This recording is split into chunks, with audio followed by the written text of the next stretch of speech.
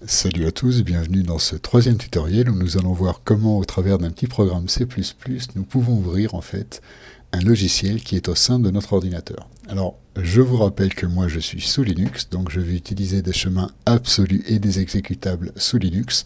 Bien entendu vous pouvez les adapter à votre système d'exploitation. Alors pour ce faire, on va avoir besoin d'une autre librairie autre que celle des flux d'entrée-sortie, qui est en fait la librairie standard.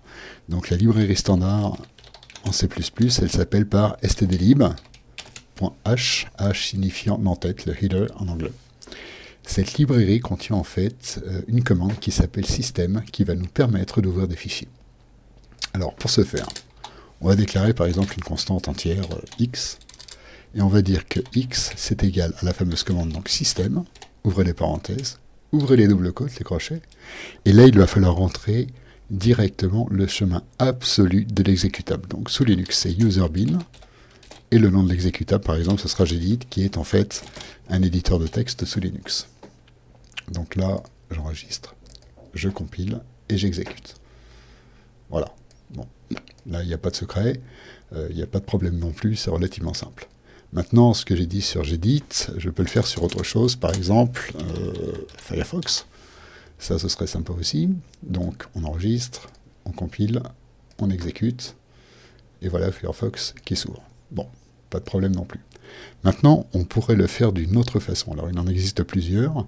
Une que j'aime bien, c'est d'utiliser en fait ce que l'on appelle le define. Alors, je vais vous montrer comment ça s'écrit. On le met juste sous les librairies, un peu de la même façon. Ça s'écrit comme ça. Define va définir en fait une constante au travers d'un mot-clé. Cette constante peut être un entier, cette constante peut être un caractère, une chaîne de caractères.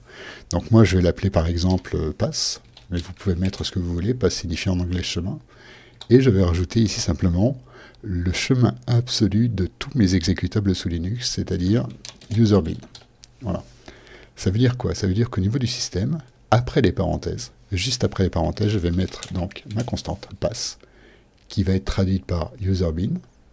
Et donc le userbin qui est ici, je peux l'enlever et garder juste le slash Firefox. Je vous montre, j'enregistre, je compile, j'exécute. Voilà, on obtient bien le même résultat.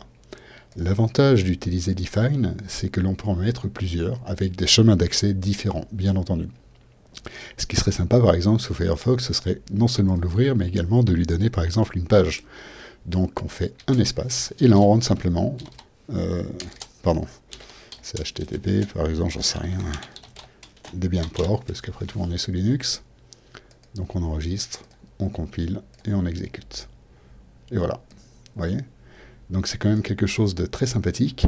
On peut mettre autant de define que l'on veut. Il suffira donc juste de rajouter en fait des constantes en fonction du nombre de fichiers que l'on veut ouvrir, soit par le biais par exemple de fonctions spécifiques, soit sur ordre de l'utilisateur au sein du programme.